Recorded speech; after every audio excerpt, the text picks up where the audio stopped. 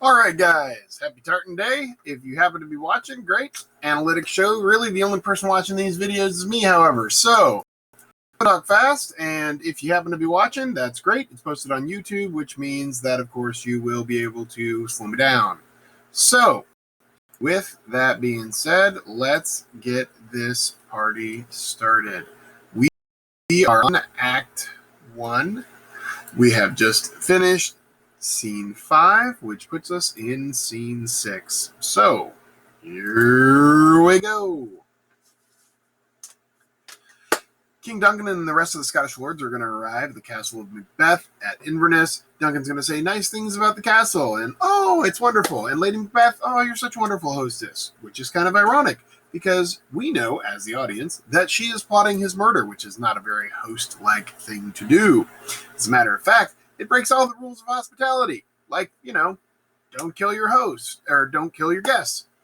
And she tells him she has to be hospitable because the Macbeth family owes so much to Duncan. This is also ironic because the audience knows that she is planning to break all the rules of hospitality and murder him.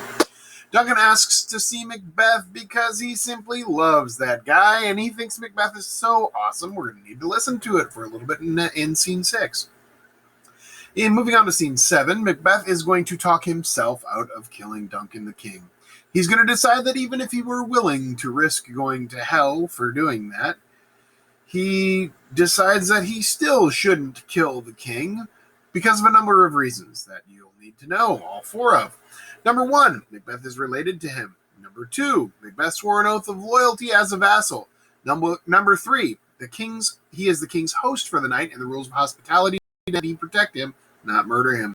And number 4, the king is universally loved and admired by the people of Scotland, which we know that historically is incorrect. He's the goober and the bad king, and historically speaking, Macbeth is the good king. But remember, that's flipped in the play. Duncan is the good guy, and Macbeth is the bad guy. So, Macbeth tells Lady Macbeth, the plot is off. We're not going to do it. We're not going to kill him. But remember, Lady Macbeth is actually the force of evil in the beginning of the play. So, even though she, initially is not the main character, she is going to be the main driving force here. So, Lady Macbeth doesn't want to hear that. And she's going to rage at Macbeth in Scene 7. She's going to call him weak. She's going to say he's a coward. She's going to say, are you even really a man? Which is kind of an insulting thing. And so, because remember, he's a macho guy. He goes around cutting people in half. She's like, no, here's what we're going to do. Listen to me because this is the plan. Here's the plan. Number 1, get Duncan's chamberlains drunk. Those are the servants who are like with you in your chamber or right outside your chamber at all times. Number 2, slip into Duncan's room and stab him to death while he sleeps. Step 3, smear his blood on said drunken passed out chamberlains. 4, grab that crown. Now Macbeth is like, I guess so. But what will happen if we fail? This is my Lady Macbeth way. We fail? She replies. Screw your courage to the sticking place and will not fail. In other words, if you just make yourself brave, then we're not going to fail at all, you goober. So, Act 2, Scene 1. We're now with Banquo and his son Fleance. They're going to wander the halls of the castle of Macbeth at Inverness. It's after midnight. Banquo says, I've been having some really bad dreams lately. And he's going to talk a little bit with his son about that. Macbeth enters, and Banquo's all, hey, what are you doing up in the middle of the night? And Banquo's like, oh, these bad dreams, man. Hey, I've been thinking about what happened with those witches and stuff and how everything they said is coming true, like with the whole you being saying a Cawdor now. And, does that tug at you? And Macbeth's like, nah, man, I haven't thought about it at all since. And so they agree to talk about the witches later, which, is not exactly going to happen. So, Banquo and Fleance leave. Macbeth suddenly has a vision of a dagger floating in the air in front of him, pointing towards Duncan. Dagger. Duncan. Woo. He tries to grab it, but his fingers pass right through it. It is a phantasmal dagger. It's not really there. And suddenly it changes, and now instead of just being a dagger that's floating there, it's now a dagger that's covered in blood. Macbeth decides to commit the murder. A bell rings. That is Lady Macbeth's signal that he should go and stab some folks. Macbeth strides towards his destiny in a murdery way. Act 2, Scene 2. Lady Macbeth wonders if Macbeth is killing the king at this moment. She remarks that she would have murdered Duncan herself, but he looks too much like her dad while he's sleeping, and so she doesn't want to do that. And so she's like, well, I sent Macbeth, but I wonder if that was a mistake. Macbeth comes out of the room. The king is dead, but Macbeth, who, remember, Act 1, cut someone in half, seems badly shaken by the event. It's a little bit different to cut someone in half in the heat of battle than stab someone who is your guest and your relative while they're sleeping in your house. Macbeth tells Lady Macbeth that he tried to pray and the words caught in his throat. Then he heard a voice cry out that he would never sleep again. He is quickly unraveling. He's starting to hallucinate. Remember the floating dagger, the whole 9 yards. Now, Lady Macbeth tries to calm him down until she sees that he still has the murder weapons with him. He forgot to plant the daggers on the chamberlains and wipe the blood on them. She's going to lose her mind about that on a little bit, but it's okay. So, she rages again. This is actually a little bit like she's more upset, but she insults him a little bit less. So, she's very, very mad, absolutely seething. She lets Macbeth know that she isn't happy, and she says she would be ashamed to be as big a coward as he is. She takes the daggers and leaves because she's going to go handle stuff. So, that means she's going to go. She's going to wipe the blood of the daggers on the chamberlains and then leave those daggers to be found with them. Macbeth is frightened by a knocking sound. He wonders if the ocean would be enough to wipe the blood off his hands or if the ocean would simply turn red. Lady Macbeth comes back. The knocking resumes. The knocking occurs a third time. And Lady Macbeth leads Macbeth off towards the bedroom, telling him, "A little water clears us of this deed." Oh. Sorry. "A little water clears us of this deed. How easy it is then." Lovely. So, Scene 3. Porter. Porter, remember, is either somebody who carries stuff or mans a portal, meaning a door. This porter happens to be the guy who mans the gate door. So, the porter provides a little bit of comic relief. Remember, that's kind of a common theme in Shakespeare, even in the tragedies. So he's going to stumble drunkenly toward the gate to answer the pounding knocks. He's going to answer the door, the gate of the castle, and he is going to allow Macduff and Lennox to enter. Macduff is going to complain about how long it took for Porter to answer the gate, and Porter's basically going to, respond drunkenly for some comic relief. Now, Macbeth enters, and Macduff says, "Is the king still asleep?" And Macbeth says, "Yeah, why wouldn't he be? It's the middle of the night." Lennox is like, "Hey, man, on the way over here, we had some crazy bad storms." Now, this is symbolic in a bad omens of chaos kind of way because storms are very chaotic and were often taken as bad omens. So he's like, "Yeah, overnight, man, these storms were crazy. I had never seen storms so bad in my whole life." And we as the audience are supposed to be, "Oh, yeah, that's because bad stuff's happening, man." So Macduff's like, "Hey, I got to go wake up the king. This is important." And so he goes to Duncan's room, comes running back in to Lennox and Macbeth, and he's like, "Oh, horror, horror, horror! The king has been murdered!" And Macbeth's like, "That's shocking." So, Lennox and Macbeth are there kind of in the courtyard. Macduff's going to run back in to let them know that this has occurred. And Lennox and Macbeth are like, "Oh, no." And they charge into the castle to go see what has occurred. "We must see for ourselves." Lady Macbeth turns up, and she's like, "Oh, hey, what's going on?" This is a terrible plan. "Oh, hey, what's going on?" And everyone's like, "The king has been murdered in your house." "What? You don't say! This is horrific! I don't believe it! The king killed in my very own house? No! Say it's not true." So, Malcolm and Donalbain arrive. Remember, these are the king's sons, so they're told that their father has been murdered and that his chamberlains are suspected, due to evidence. Macbeth re-enters and announces, "Oh, hey, guys, I was super upset at the time at the chamberlains because they had the dagger." I lost the daggers.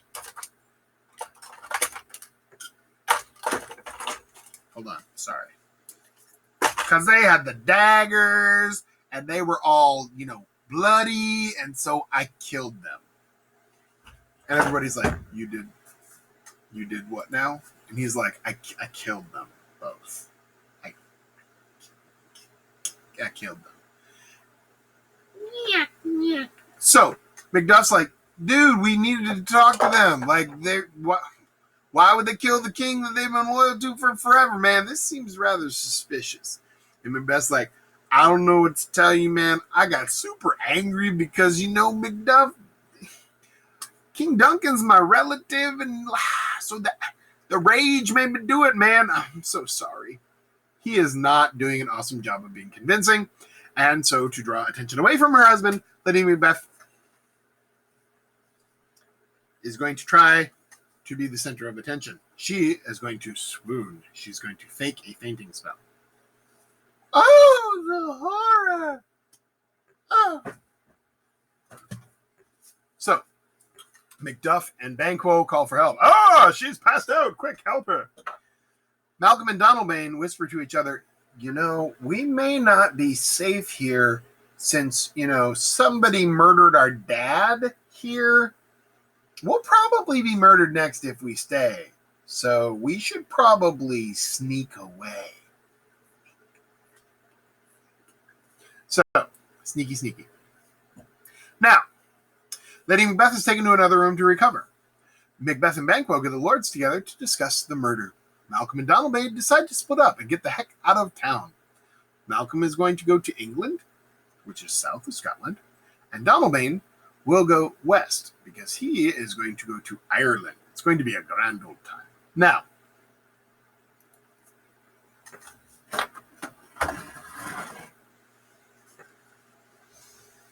this is a TARDIS, TARDIS. It is a plot point not in Macbeth, but in the television show, the British television show, Doctor Who. I am saying this so that people who are watching this video can get that question right. And people who aren't watching this video, they'll get this question wrong.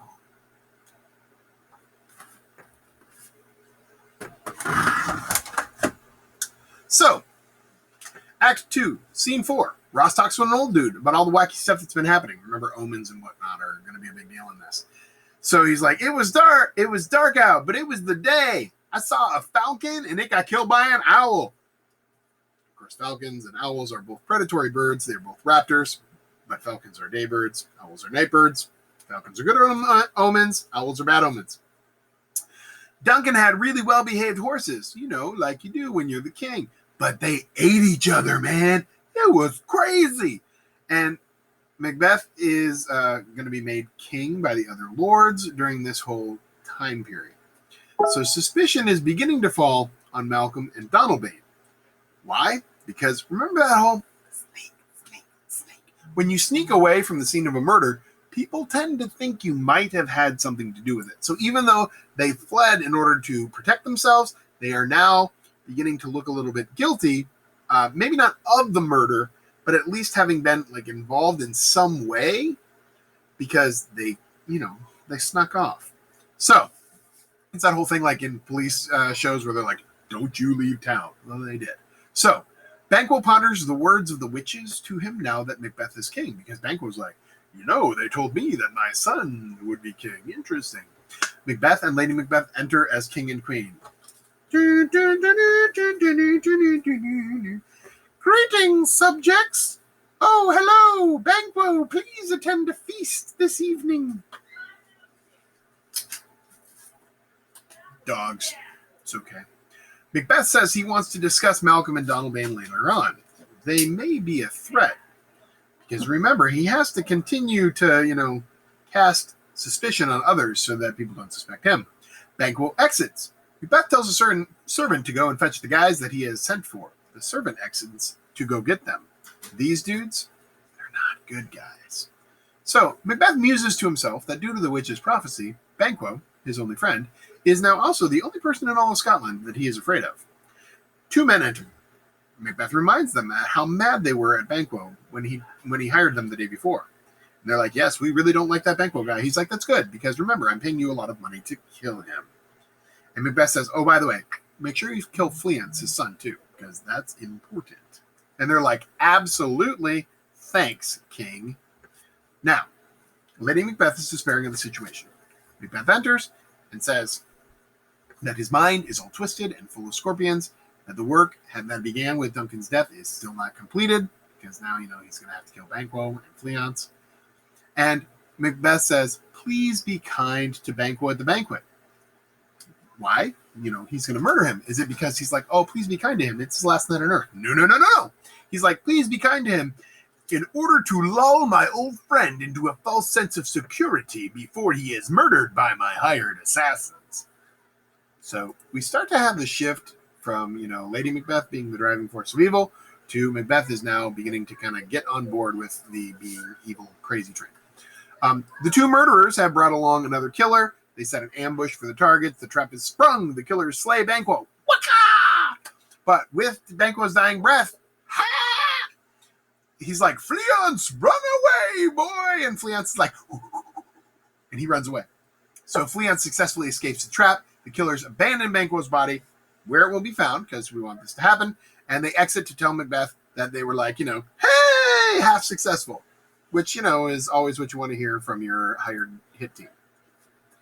So, Act 3, Scene 3. Yes, excellent. So, the mercenary, we need to be in Act 3, Scene 4. Yes. So, one of the murderers is going to bring news to Macbeth at the feast. So they're like, hey, come over here. And he's like, hey, so we murdered that Banquo guy, and we tried to kill the Fleance guy, but whoop, he dashed. Sorry. Macbeth obviously isn't super happy about this turn of events. Remember, out of the two targets, Fleance is really the more important one, because the witches prophesied that Fleance would be king, not that Banquo would. So as far as Macbeth is concerned, Fleance was the real primary target. Banquo, not so much. But it is what it is. Now, Macbeth begins to worry that the worm, Fleance, may gain venom and become a snake, meaning turn dangerous. He goes to turn back to the feast, and he sees someone in his chair, and he's like, what? Who's in my chair? I'm the king. Who would dare to? And then he looks, and it's Banquo. Ha! And it's not like Banquo all like, I look well, I'm your buddy, Banquo. And no, it's Banquo all like covered in gore and nastiness, like somebody who just got like murdered and hacked up to death. And so Macbeth has a very public freak out. And he's like, ah! And he, falls back and screams and starts to talk nonsense. And he runs his mouth a little bit about some of the secret murdery stuff. And so Lady Macbeth's like, oh, ignore him. Hold on a second. Get your act together. Honey, come on. You can't do this. And Macbeth's like, oh, I'm sorry, sweetie. And then he looks and Banquo's still there, and he's like, ah! And she's like, okay, that's it. Everybody out. Go to your rooms. Yes, I'm sorry. My husband just needs sleep. It's very stressful to be king, especially after the last king was murdered. Everybody out. Go home. Sorry, feast's over. Okay, bye. Out on the stormy heath, the weird sisters meet with their boss, Hecate, the goddess of witches. And she's like, dude, why are you messing with Macbeth? Not that I mind, but you should have asked permission. And they're like, our bad. And she's like, it's cool, but I'm going to take over the mess with Macbeth plan now, okay? And they're like, okay. So she's like, Macbeth will arrive tomorrow, and you should totally confuse him with false visions to make this absolutely more fun to watch. And they're like, that sounds great. Let's do it. Act 3, Scene 6. Lennox is talking with another lord. This scene basically serves as a narration of what's going on so that the slow people in the audience know what's going on. Banquo's death has been blamed on Fleance because, remember, when there's a murder, if you flee, it sometimes looks really bad. Please take note, sons of Duncan, son of Banquo.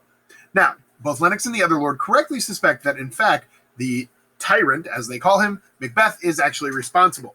Lennox is told that Macduff has gone to England to join Malcolm in asking King Edward, that's the King of England, who's not exactly on good terms with the King of Scotland, for an army to fight Macbeth. They both hope that they are successful for Scotland's sake. This is a weird thing because normally the Scottish would not go to the English and be like, hey, help us kill other Scotsmen.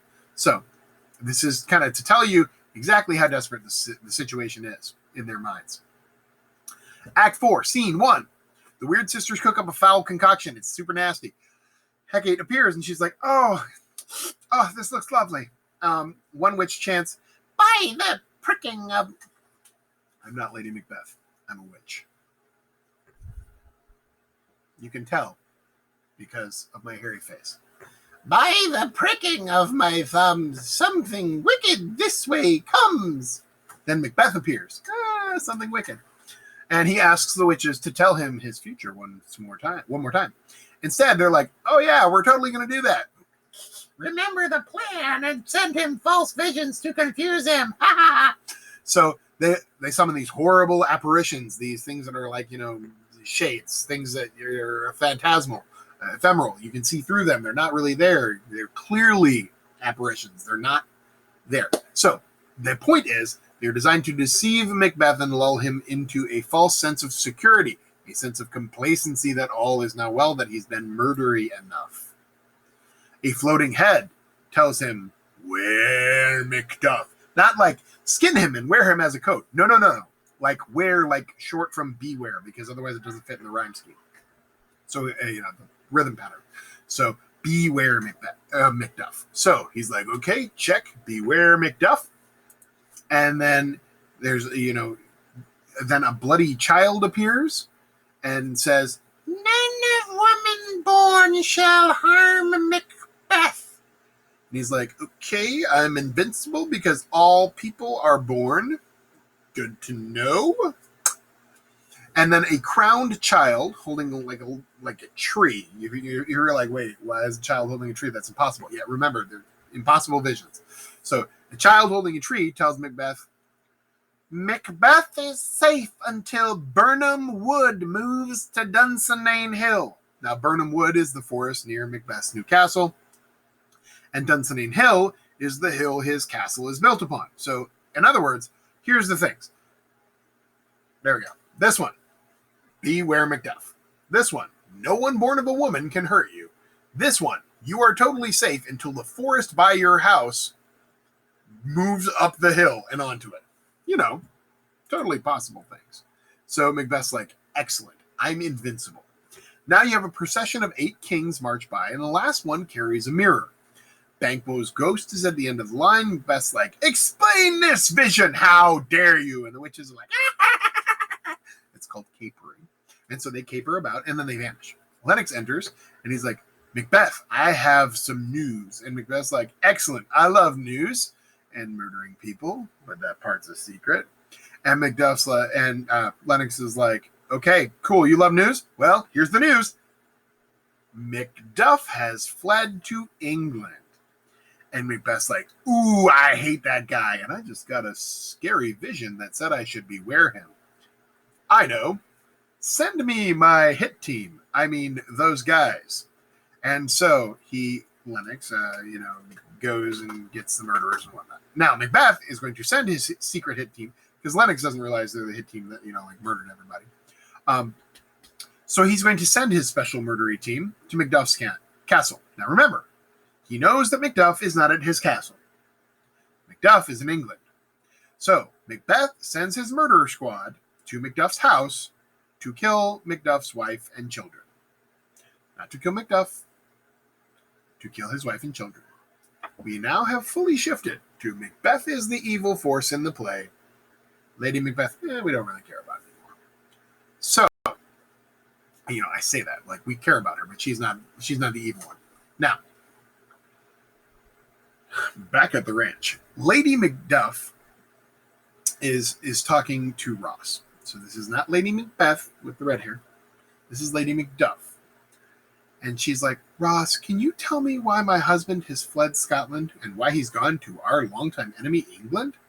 And Ross is like, I know your husband, and I don't think he's a traitor. You should probably trust him because he's a solid guy. So then Ross leaves. Later on, Lady Macduff is talking with her son, and her son's like, where's Daddy? And she's like, your father is dead. And he's like, no, I don't believe that. Yeah, Dad's not dead. Dad's probably on a secret mission. You should trust Dad. The murderers are like, hi. Hello. We're here because your husband, Macduff, is a traitor. And the kid's like, whatever, fools. My dad's not a traitor. You guys are awful. And you're a liar.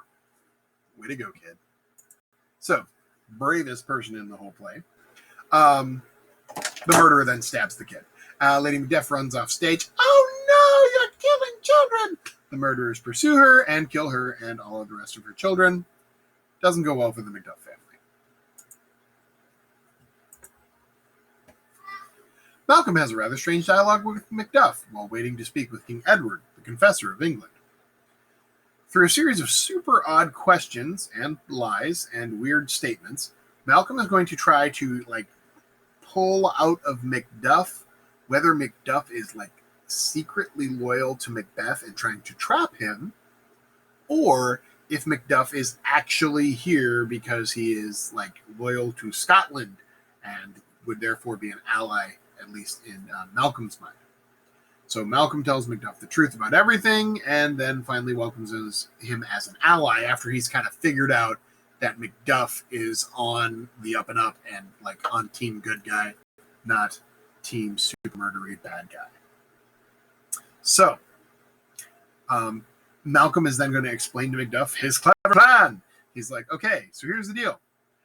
Edward is believed to have a healing touch, and many people have come to speak with him for healing, which is kind of another tip of the hat to King James, because King James was also considered to have a healing touch. Ross enters and tells Macduff, hey, dude, super bad news. Ross enters and tells Macduff, hey, man, I just checked on your wife and kids, and they're fine. Because remember, Ross did, and they were fine. He had the whole conversation with Lady Macduff. She was like, I think my husband's a traitor. He's like, no, I know your husband. He's a good guy. He'd never be a traitor. You should trust him. So he's like, your wife and kids are good.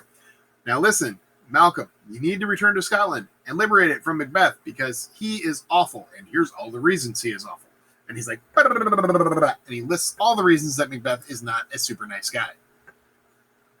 Malcolm's like, don't worry, friend, I have a clever plan, and now I have 10,000 English soldiers being loaned to me by the King of England, and I'm going to come back to Scotland, and we're going to win. Suddenly, Ross is like, I'm sorry, man. Macduff,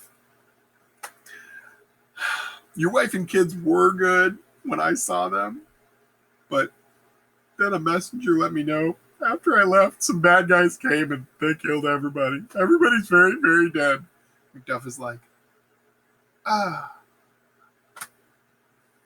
And Malcolm's like, dude, you got to use this, man. Twist your grief into anger. Inflict revenge on Macbeth. Let's go get him. And Macduff's like, oh, yes, let's. So, Macduff is now fully vested. I mean, before he was like, I have my loyalty to Scotland, and I think Macbeth is a tyrant and probably a murdery guy. I'm going to go save Scotland. Now he's like, I personally want to kill Macbeth. So it's kind of changed a little bit. Now, Act 5, Scene 1. At Macbeth's castle, there are a doctor and a nurse discussing Lady Macbeth's habit of now sleepwalking. This is not a habit she's always had. This is a habit she has since developed after the whole murdery stuff. Lady Macbeth enters in she is somnambulant. Somnambulant is an excellent word. It means sleepwalking, a sleepwalking state. So she enters in a trance, candle in hand, and she bemoans her role in the murders of Banquo and Lady Macduff. Hello, fire, fire, fire. Okay. So, she's like, yeah, we murdered Banquo, we murdered Lady Macduff. That wasn't good. She seems to see blood on her hands, and she claims that nothing will ever wash it off. She's like, out, beep, spot. The doctor and the nurse wonder at how quickly she has descended into madness. They're like, dude, she was normal a couple weeks ago. Now she's straight up crazy. I don't know what happened. Outside Macbeth's castle, the Scottish lords discuss the upcoming battle. An English army led by Malcolm and the Scottish army will join forces near Birnam Wood against the tyrant Macbeth, fortified within his castle at Dunsinane. Macbeth makes frenzied military preparations in Scene 2. Act 5, Scene 3. In the castle, Macbeth proudly boasts that he has nothing to fear when the armies of Malcolm come, because none of woman born can harm him, and he will rule until Birnam Wood comes to Dunsinane Hill. The doctor enters and tells Macbeth that Lady Macbeth is delusional in a super bad way. Macbeth's like, well, then fix it. You're a doctor. Why am I paying you? Act 5, Scene 4. In the Birnam Wood, Malcolm tells the English lord Seward to have his 10,000 men cut down a tree branch and carry it in front of themselves to disguise the numbers of troops marching against the castle. Cut down part of a tree and carry it in front of you as we advance on the castle. So, Scene 5 continues. In the castle, Macbeth continues to swagger about, and he's like, I am amazing, I am invincible, I am, ta-da, wonderful. Suddenly, a woman cries out, ah! Seaton enters to tell Macbeth, hey, dude, I'm really sorry. Lady Macbeth, she killed herself. Macbeth is like, what? And he numbly enters the line, life's but a walking shadow, a poor player that struts and frets his hour upon the stage and then is heard no more. It is a tale told by an idiot, full of sound and fury, signifying nothing. Which is kind of a famous line, and even things like William Faulkner, a famous American author, took the line sound and fury and used it as the title of the book. So, essentially, what Macbeth is saying is all life meaningless? I don't know. It's important that you remember, and if I could share my screen today, I would, but I can't, so I won't. If you are feeling that life is meaningless or need someone to talk to, please call the National Lifeline. The number is 1-800-273-TALK. That's 1-800-273-TALK or 1-800-273-8255. 1-800-273-8255. Act 5, Scene 5 continues. So, a messenger runs in. He's like, Macbeth, my lord, Birnam Wood is advancing towards Dunsinane. And he's like, what? So, Macbeth is a little bit terrified because, remember, the whole prophecy, you will rule until Birnam Wood comes to Dunsinane Hill. He's also filled with rage, however. So Macbeth, in his armor, declares, I am tired of the sun. If I am to die, I will do so fighting. So he's not going to, hide in the castle and, have a prolonged siege. Outside the castle, the battle begins, and Malcolm tells the English soldiers to throw down the tree branches and draw their swords. Because now Birnam Wood has come up Dunsinane Hill. Macbeth wades through the battle. Remember, at the beginning of the thing, we saw him. He's totally awesome at battle, and so he was chopping dudes in half before. He's chopping dudes now. He strikes down everyone around him, still convinced that even if he will lose the throne, now that Birnam Wood has come to Dunsinane Hill, he personally will be invincible due to the fact that he cannot be harmed by any man of woman born. Most of the guys he's killing are totally nameless, English soldiers and Scottish dudes and everything else. There is part of Scene 7 where they do mention that he kills Lord Seward's son, the one known as Young Seward. Scene 8. Macduff is also carving a bloody canyon through the battlefield, looking for Macbeth specifically. He's like, I must kill Macbeth, must kill Macbeth, must kill Macbeth. So basically they're on kind of a collision course, chopping dudes up on the battlefield. He desperately wants revenge for his family. Malcolm and Seward manage to break free from the battle, and they enter the castle. So this is not young Seward who is dead. This is old Seward and Malcolm. They enter the castle, and they are trying to find out what's going on. Is Macbeth here? Is Lady Macbeth here? What's the deal? Scene 10. Back on the battlefield. Macbeth and Macduff meet. They fight. And Macbeth is like, dude, it's really great that you're here, but, just to let you know, I had some witches who are never wrong about stuff tell me that I'm totally invincible because no man of woman born can hurt me. And Macduff's like, oh, that's good news because I was not, in fact, of woman born. I was taken from my mother's womb. Like the cesarean section thing. And Macbeth's like, what? But they continue fighting. He's like, I will not bow at your feet. So, they fight. Now, scene 11, Malcolm and Seward are going to walk together in the castle. Essentially, it is abandoned, so the fact that they are in it now means that it has been captured. Ross comes in and he's like, Seward, I have bad news. Your son is dead. More 11. Scene 11, Macduff emerges with Macbeth's head in his hand. Malcolm, you are now King of Scotland. I've killed this guy. Get it? Scottish? Killed? No? Nothing? You're going to wish you'd heard that pun later. So, Malcolm declares that all of the Thanes, that's the, you remember, like Thane of Cawdor, Thane of Glamis, it's the Scottish system of nobility. Malcolm says, you know what? We're done with that. We're done with Thanes electing their kings. No, we're done. All of my Thanes, you will now be made earls. We're moving to the English system of peerage, of nobility. So, if you were a Thane and you're still alive and you're loyal to me, you are now an earl. We're going to move from the Scottish system to the English system. And now, whose king is not going to be dependent on a vote, because we saw how that worked. So, this means that Duncan's attempt at the very beginning of the play to anglicize the kingdom, remember he gave Macduff and Macbeth the wrong prizes, and the wrong, he was like, I will make Macbeth the Thane of Cawdor, when really it should have been Macduff. And he declared his son his successor, which was the English system. So Duncan at the beginning of the play is trying to move Scotland's peerage system to the English system. That now comes full circle. They are now allied with the English, and they will be adopting their system of peerage and nobility, and that is kind of the end of it all. So Duncan's plan at the beginning has now come to fruition. Macbeth's plan, once Lady Macbeth came up with it, his plan has come to nothing but ruin. So, there you have it. That is all. Macbeth. Hopefully, you had a chance to watch this. Have a lovely day.